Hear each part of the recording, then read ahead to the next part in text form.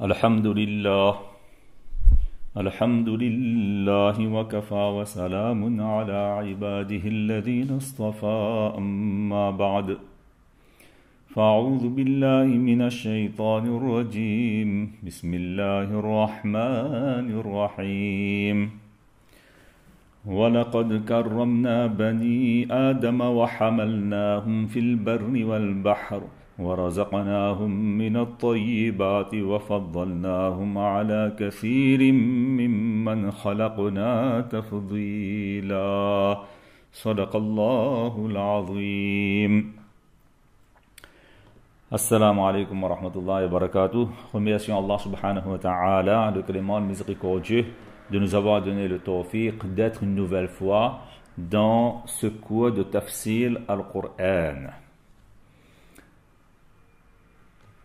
La semaine passée, on avait parlé sur l'estime de soi, qu'il ne faut surtout pas se sous-estimer et il ne faut surtout pas se surestimer, mais il faut que chacun d'entre nous on arrive à s'estimer de façon juste, correcte et convenable.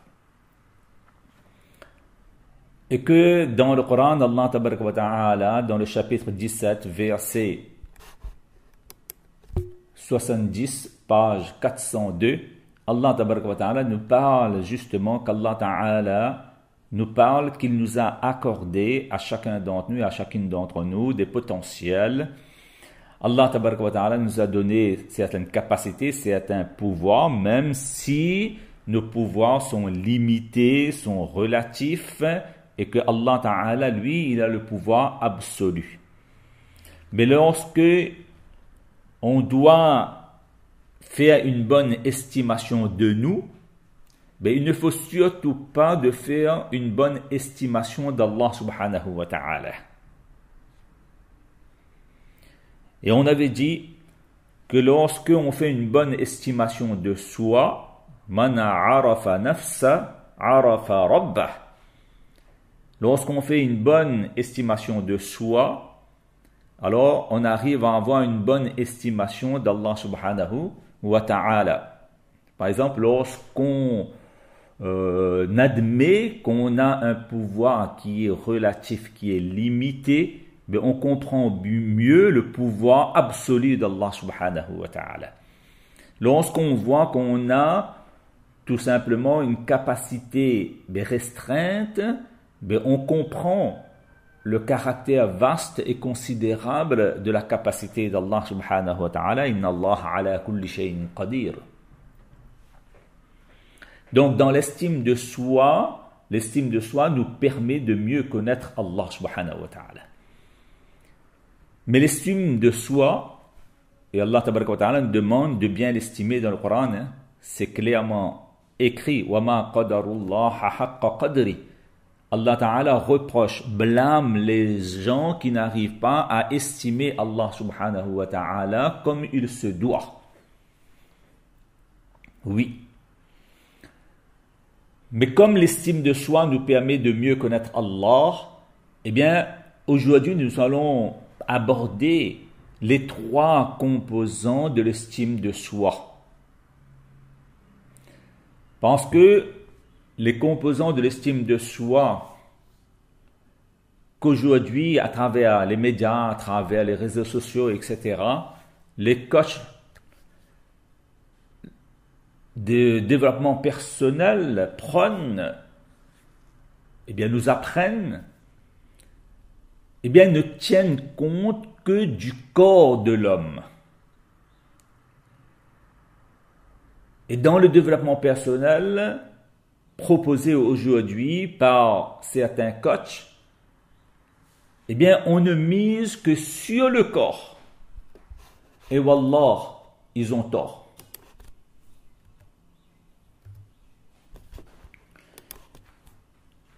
Par les principes et les règles que les coachs nous proposent dans le développement personnel, on aura beaucoup de facilité, mais on n'aura pas de la tranquillité. Parce que ces gens-là, eh bien, tout simplement, ils négligent une pièce maîtresse de notre être qu'on appelle l'âme. Ils prennent le corps et le corps, mais comme je viens de vous dire, ils ont tort, parce qu'ils négligent, ils omettent même une grande partie de notre être qu'on appelle l'âme. Par contre, dans l'islam, on tient compte de ce côté, de cette pièce maîtresse qu'on appelle l'âme. Voilà pourquoi les 3 composants de l'estime de soi en islam, c'est quoi? Eh bien, premièrement, c'est l'amour pour Allah subhanahu wa ta'ala, et deuxièmement, l'amour de soi. Là, on tient compte du corps, on tient compte de notre âme. Notre âme a besoin d'Allah subhanahu wa ta'ala. Et le corps, il a besoin du matériel. Mais l'âme a besoin de l'éternel. Et troisièmement, deuxième composant de l'estime de soi en islam, c'est quoi? C'est avoir une bonne image d'Allah subhanahu wa ta'ala. Et en même temps, une bonne image de soi. Là, on tient compte de 2 aspects, spirituel et matériel. Et le troisième composant de l'estime de soi en islam, c'est quoi? C'est confiance en Allah et en soi, en ses capacités. Mais tout d'abord, le premier composant de l'estime de soi, eh bien, c'est l'amour pour Allah subhanahu wa ta'ala. Cela signifie, en 2 mots, qu'on doit aimer toute chose parce que c'est Allah tabaraka wa ta'ala qui nous a demandé d'aimer telle ou telle chose. On doit aussi détester les choses qu'Allah tabaraka wa ta'ala nous a demandé de détester.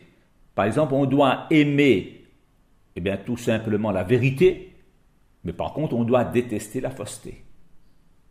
On doit aimer les croyances saines et on doit détester les croyances qui sont malsaines, qui sont totalement erronées et fausses.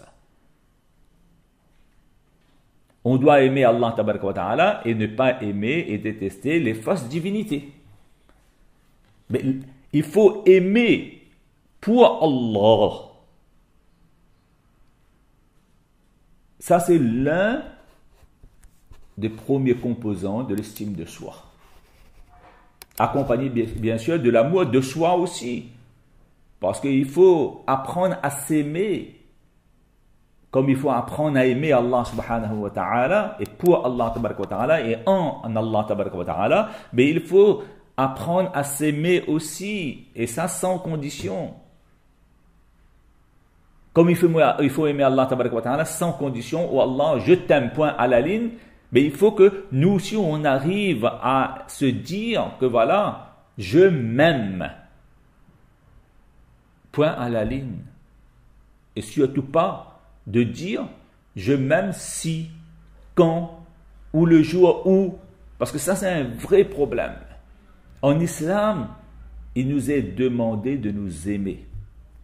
Ce qui est interdit en islam, c'est d'être arrogant et fier.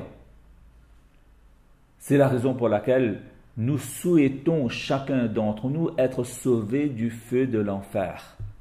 Parce qu'on aime notre personne. Voilà pourquoi on n'aime pas que notre personne soit expédiée en enfer et brûlée, calcinée. Parce qu'on aime notre corps. Voilà pourquoi en islam, tout simplement, il n'est pas autorisé de se suicider, de causer du tort à notre propre personne. C'est l'amour de soi, ça. Voilà pourquoi l'islam nous dit de ne pas nous faire du mal ou encore de consommer ce qui est mauvais pour notre corps, par exemple la drogue ou l'alcool. Lorsqu'on se regarde dans un miroir, mais quel est le droit que le prophète nous a enseigné? Allahumma anta hassanta khalqi fahassin khuluqi. Oh Allah, comme tu as embelli et rendu beau mon apparence et mon corps, rend aussi mon caractère, c'est-à-dire mon âme aussi, mon caractère aussi beau. Embellis aussi mon caractère, mon intérieur, comme tu l'as fait pour mon extérieur. Et la semaine passée, on avait parlé que le prophète sallallahu alayhi wa sallam dit clairement dans un hadith, Inna li nafsika alayka haqqan, un sahabi, que ton corps a aussi des droits sur toi. Tu as des devoirs à l'égard de ton corps. Et un de nos devoirs à l'égard de notre propre corps, c'est d'aimer qui nous sommes, d'aimer notre corps.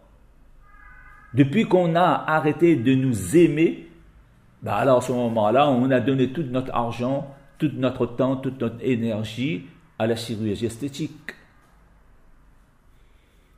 Voilà pourquoi pour arriver à s'aimer comme on aime Allah tabaraka wa ta'ala tel quel, eh bien il faut arriver à s'aimer aussi tel quel. Si Allah ta'ala m'a créé de cette façon, tant mieux. Et pour arrêter à ne pas s'aimer, mais il faut arrêter la comparaison aux autres qui nous tirent vers le bas. Il y a une comparaison qui est louable lorsqu'on regarde les autres pour faire mieux, pour faire plus.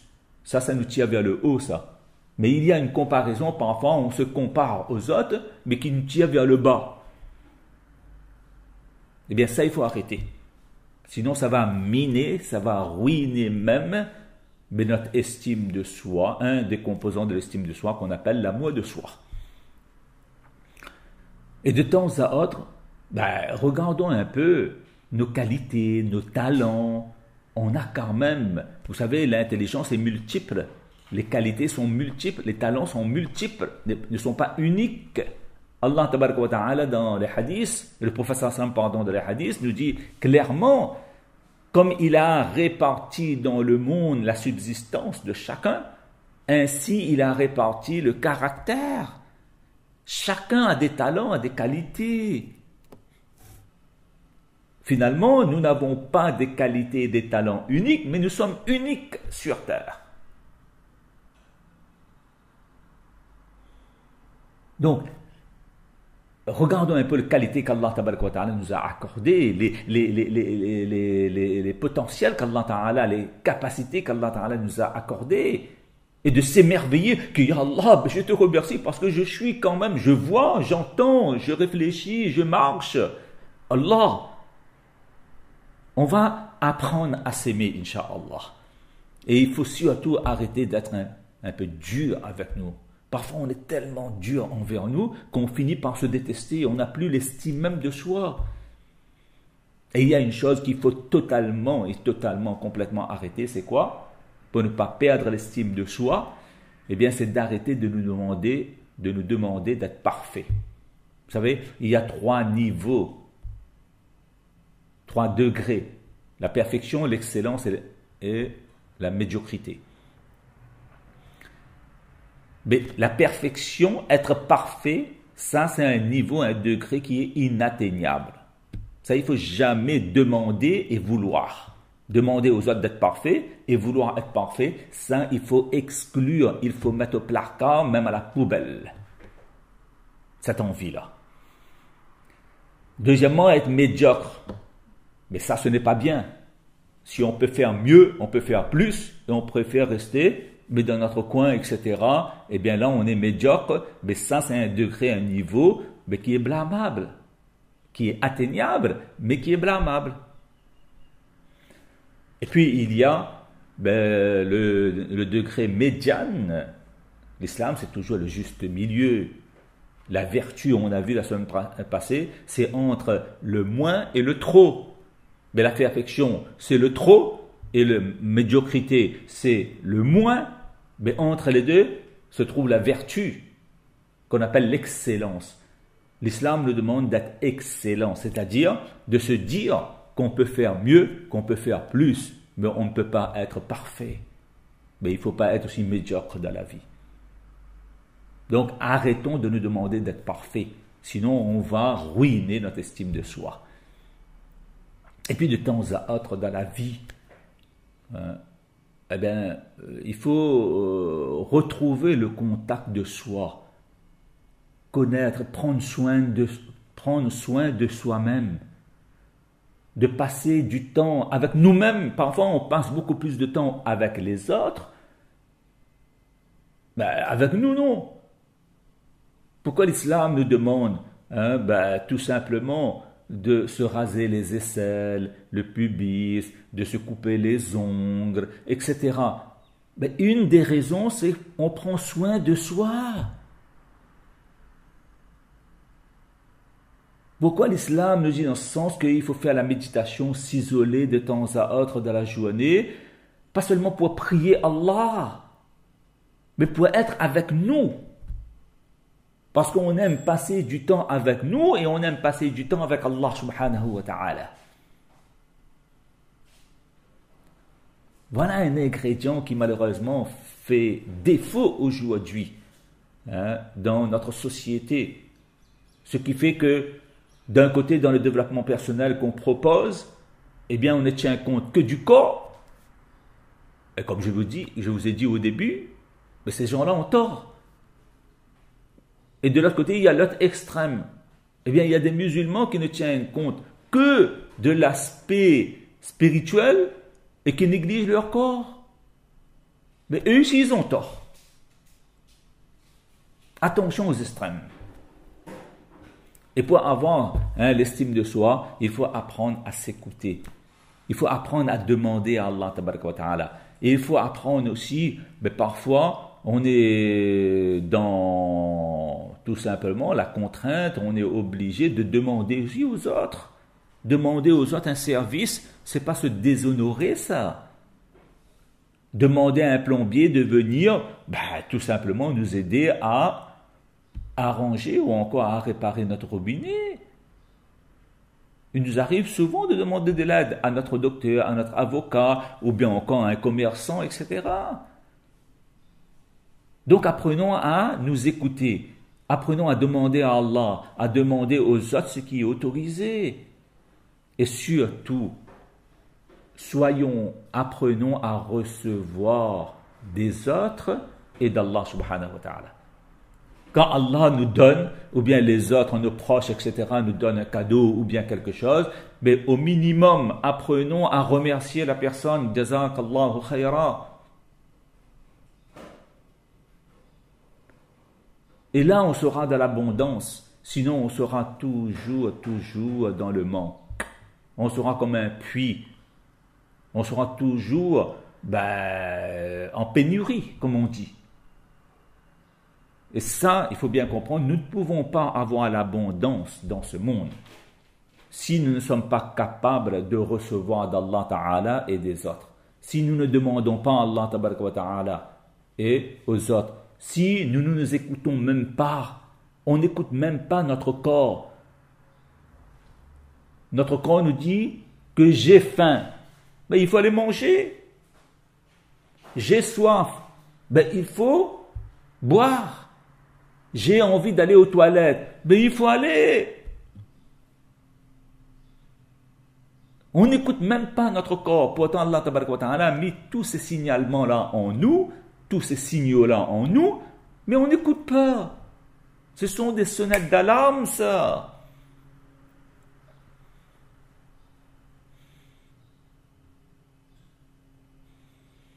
Donc, s'écouter inconditionnellement.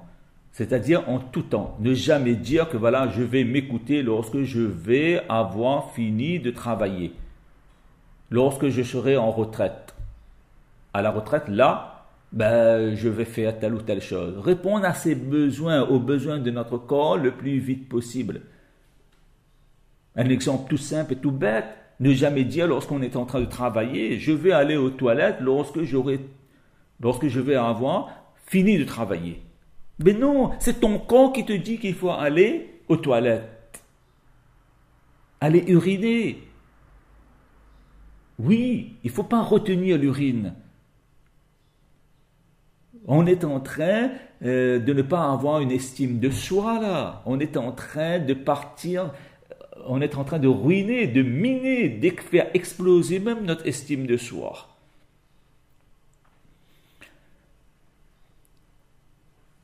Et puis on a le droit de demander à Allah Tabaraka wa Ta'ala, on a le droit de demander à nos proches. Il ne faut pas avoir honte parfois de demander quelque chose qui est légitime, qui est halal, etc.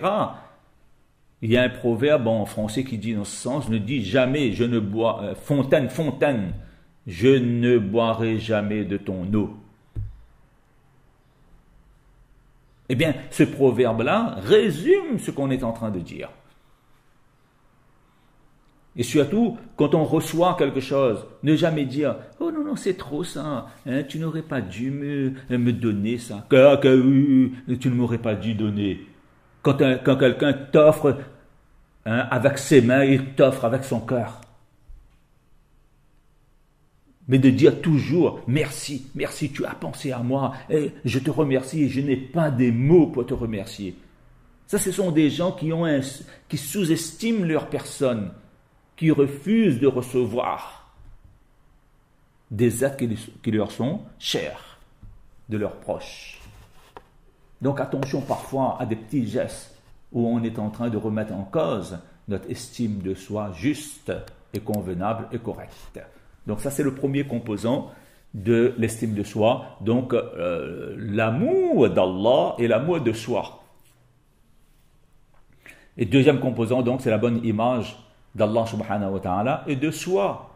Donc il faut avoir une bonne image d'Allah. Allah tabaraka wa ta'ala, il fait les choses, biyadihil khayr, mais dans ses mains il n'y a que le bien. Tout ce qu'Allah ta'ala dit, tout ce qu'Allah ta'ala fait, tout ce qu'Allah ta'ala planifie, tout ce qu'Allah crée, tout ce qu'Allah gère, c'est bon. Il faut avoir une bonne image d'Allah subhanahu wa ta'ala et en même temps une bonne image de soi. Une bonne image veut dire c'est la façon dont nous percevons Allah et dont nous nous percevons. Croyez-moi, mais ce composant de l'estime de soi-là affecte notre volonté de faire dans la vie quotidienne. Et ça peut être aussi un obstacle pour notre amélioration si notre perception est mauvaise. On a une mauvaise image d'Allah, on a une mauvaise image de soi, ben, ça va être une barrière pour notre progression, pour notre amélioration. Et aussi pour être une personne intéressante aux yeux des autres. Il faut que nous soyons intéressants à nos propres yeux. Donc ce qu'il faut changer pour réussir notre vie matérielle, spirituelle, c'est l'image erronée et dévalorisante que nous avons de nous-mêmes.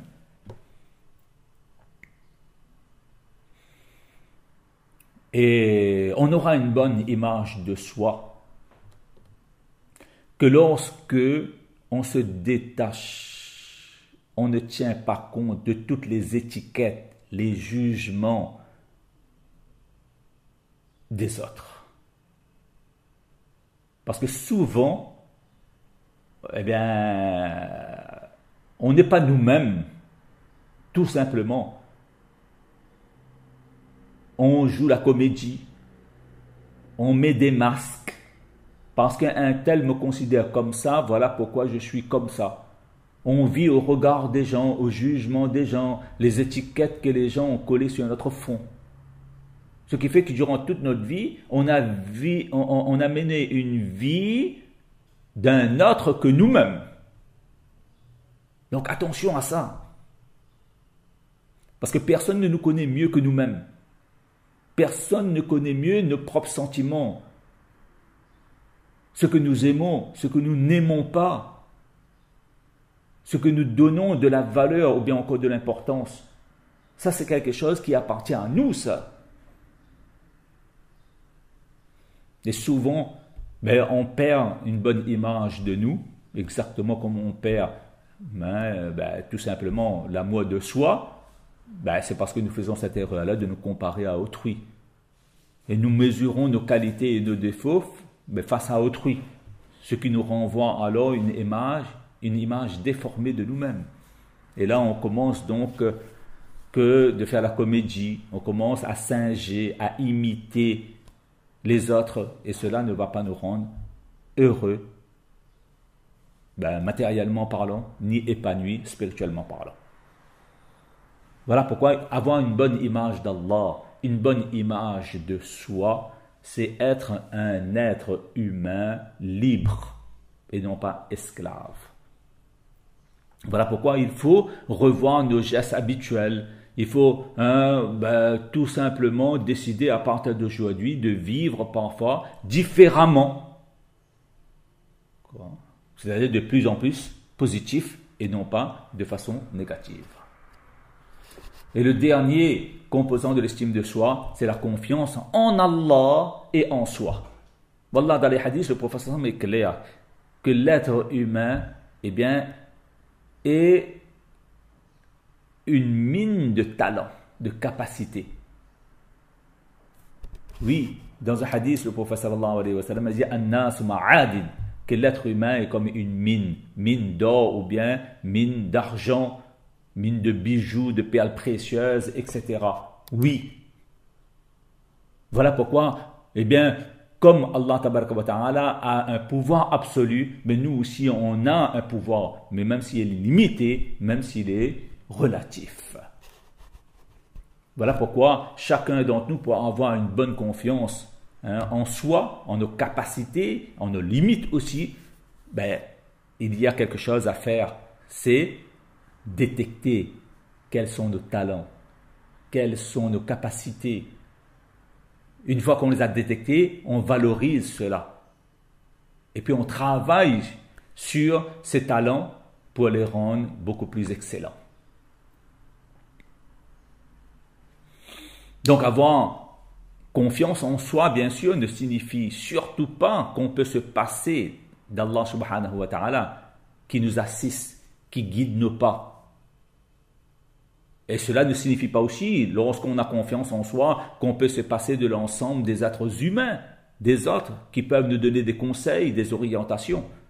Donc là, il faut faire très attention de ces trois composants qu'on vient de parler, dont je répète, parce que c'est important, eh bien, l'amour d'Allah Ta'ala et l'amour de soi. Deuxièmement, bonne image d'Allah tabaraka wa ta'ala et bonne image de soi, confiance en Allah tabaraka wa ta'ala et confiance en soi. Donc attention à la surestime qui est l'orgueil et attention aussi à la sous-estime qui est la paresse.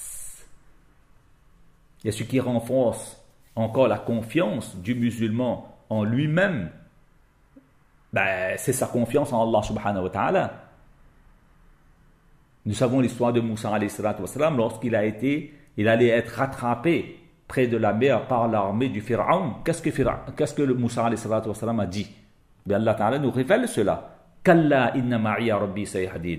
Vous, le peuple de Banu Israël, ne vous inquiétez pas. Allah Ta'ala est avec moi. Il avait confiance en Allah, mais il a fini par avoir confiance en lui-même.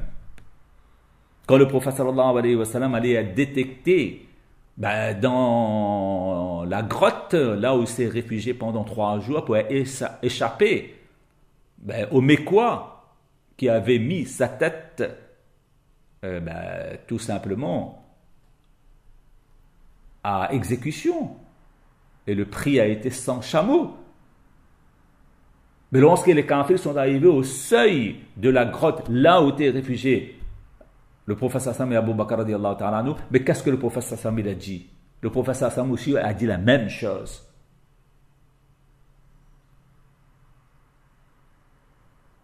Inna ma'iya rabbi. Allah tabaraka wa ta'ala est avec moi, ou Abu Bakr. Ne t'inquiète pas. Mais quand le prophète Sassam a eu cette confiance-là en Allah, alors il a eu une confiance juste en soi. Donc c'est la confiance en Allah qui fait naître la confiance en soi. Voilà pourquoi, pour avoir cette confiance et ces 3 composants de l'estime de soi là, il faut reconnaître ses qualités.